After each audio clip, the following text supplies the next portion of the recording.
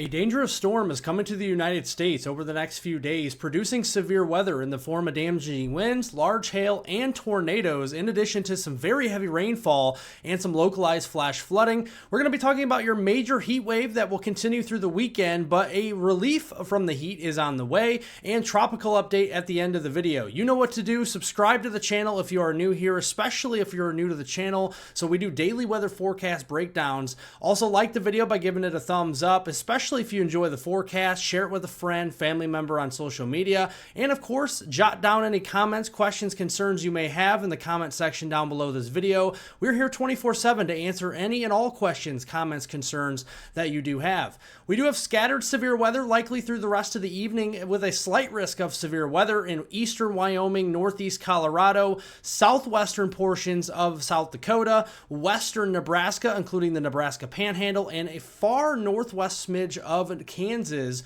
with a marginal risk extending toward the Great Lakes region and the Northeast, and a small marginal risk over toward the Smoky Mountains, with isolated severe weather in the dark green.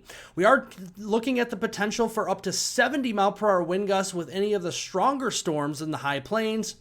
This includes areas near Cheyenne, into the Denver area, into areas of the Nebraska Panhandle, up towards Rapid City, South Dakota. We are also monitoring the threat for up to quarter-size hail. That remains a possibility from Cheyenne, Wyoming, all the way down to Denver, including, again, the Rapid City, South Dakota area as well, and a small tornado risk in those areas. Cheyenne, Rapid City, and Denver, a 2% chance of tornadoes. This also includes the Nebraska Panhandle through the rest of this evening. It's a 2% in green. This means a tornado is possible within a 25-mile radius of any given location in or around that area. So let's look here at the meat and potatoes of what the radar could look like. This is this evening at 6 o'clock. Notice we got scattered showers and thunderstorms. Not everybody will see these showers and storms, but a couple of these could be producing some 70-mile-per-hour winds, quarter-size hail, maybe even half-dollar-size hail, and an isolated tornado, especially here in the high plains. And then as we go through the evening hours, this is around 9-10 o'clock,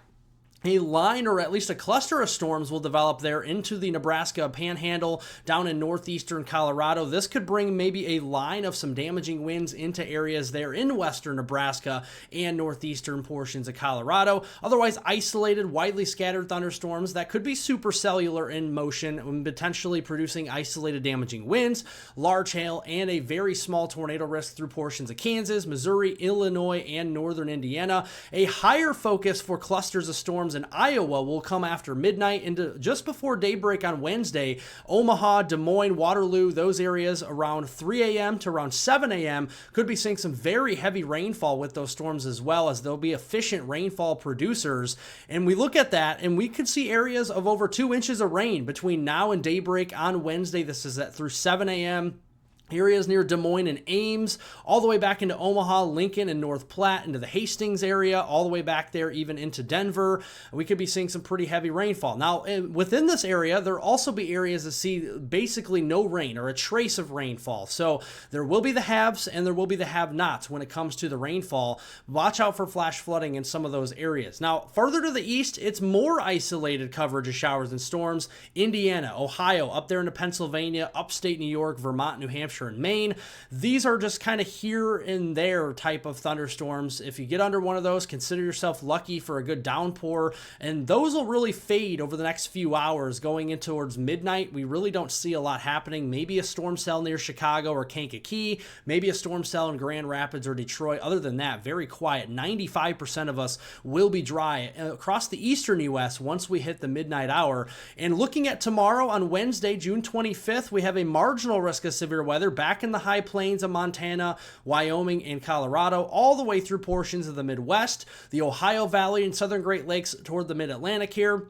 Big cities in the mix are New York City, Philadelphia, Baltimore, down to Washington, D.C., Indianapolis, Detroit, Chicago, Des Moines, all the way back there to La Crosse, Rapid City into the Lincoln area, all the way back into Billings, Montana. So we could be seeing a lot of severe weather in those areas, at least on an isolated scale. Slight risk down here in the southeast. So Raleigh down to Columbia, Atlanta, all the way down into Montgomery and Panama City, we have a slight risk. That's for scattered severe thunderstorms with damaging winds, large hail, and tornadoes. tornadoes. Damaging winds again in this area could be up to 70 miles per hour, so be watching out in those big cities there across the Carolinas, into Georgia, southeastern Alabama, and northwestern Florida.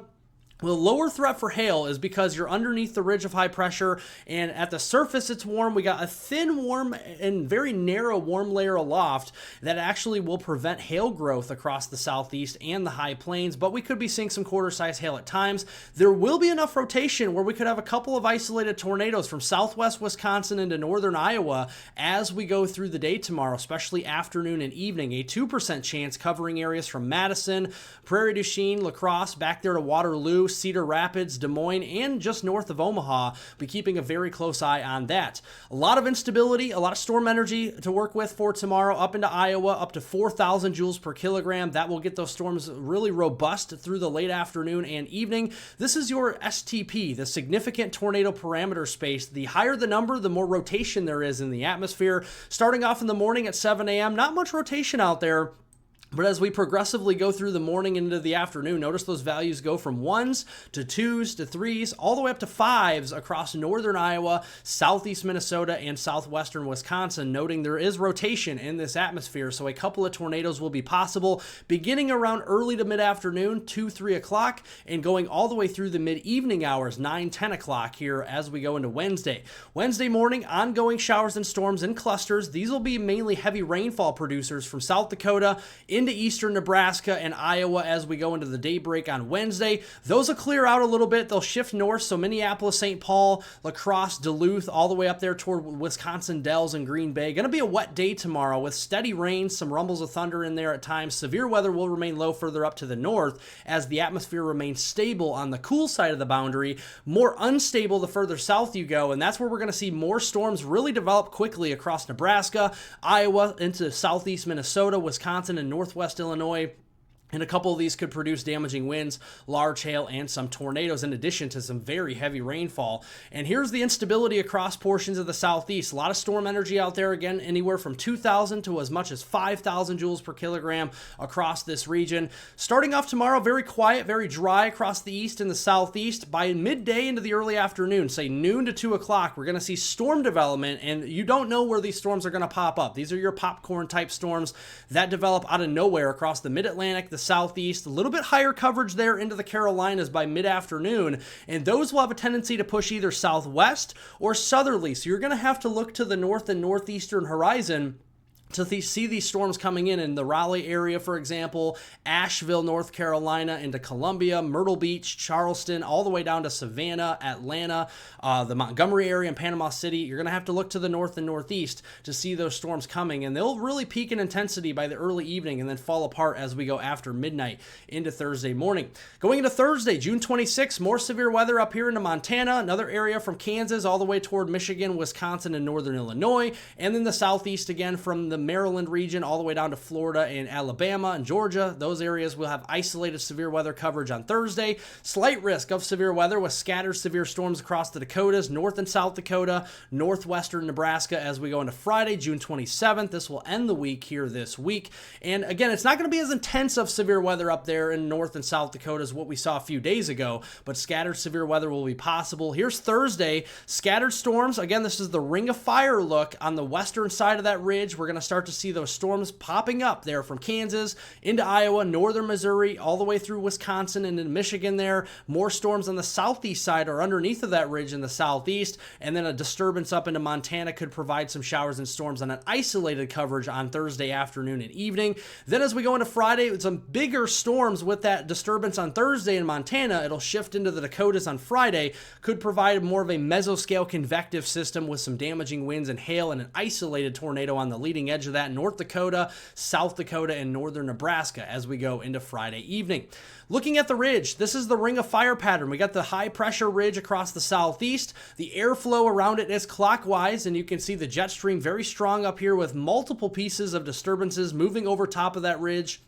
as we round out the month of June and go into the 4th of July weekend here across the Great Lakes. Stronger flow actually all the way up into southern Canada at times, but there will be no shortage of storm energy as we're going to have plenty of days of 2, 3, even 4,000 joules per kilogram of storm energy. The higher the number, the more unstable the environment will be until a cold front comes through sometime around, give or take, July 4th weekend. Maybe earlier, maybe later, but that will put an end to our severe weather threat briefly across the Great Lakes region as we get closer to the 4th. So here we go on Saturday, June 28th. We're watching more clusters of showers and storms into the upper Midwest, dropping southeast off that northwest flow. These could bring some locally heavy downpours as well. So there are dry areas in here that could take the water. There are also wetter areas. I've seen rainfall on numerous occasions, so flash flooding could be a concern as we round out June and go into early July.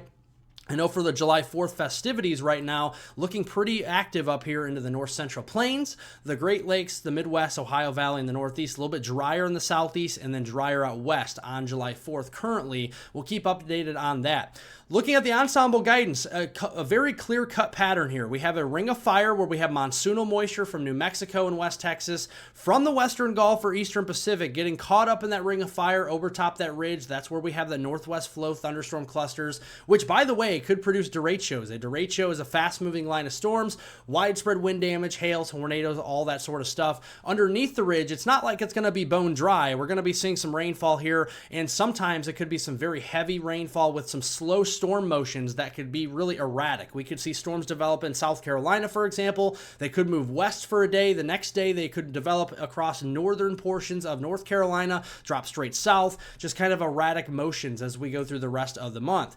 That ridge of high pressure peaking in intensity this afternoon across the east, bringing numerous record highs across the eastern seaboard. That ridge will break down from north to south, flatten out a little bit as we go into the upcoming weekend, putting a little bit of a brakes on some of the extreme heat, but it'll still be humid out there. On the cold side of the boundary, we're in the 70s, still kind of humid up there with the rainfall in the northern plains and upper Midwest. Widespread record heat, 90s, triple digits across the eastern seaboard this afternoon. That will start to get tampered down in the interior sections of the Northeast tomorrow. Maine, upstate New York, we're going to see a noticeable cool down as we go into Wednesday.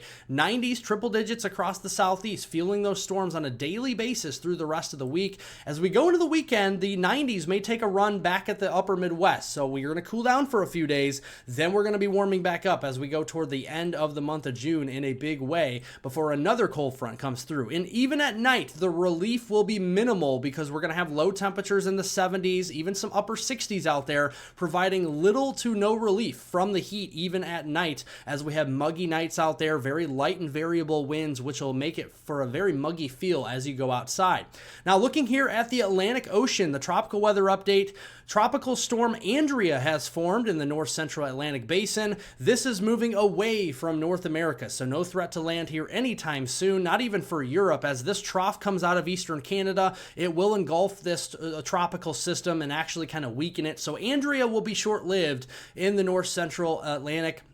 Nothing to worry about whatsoever.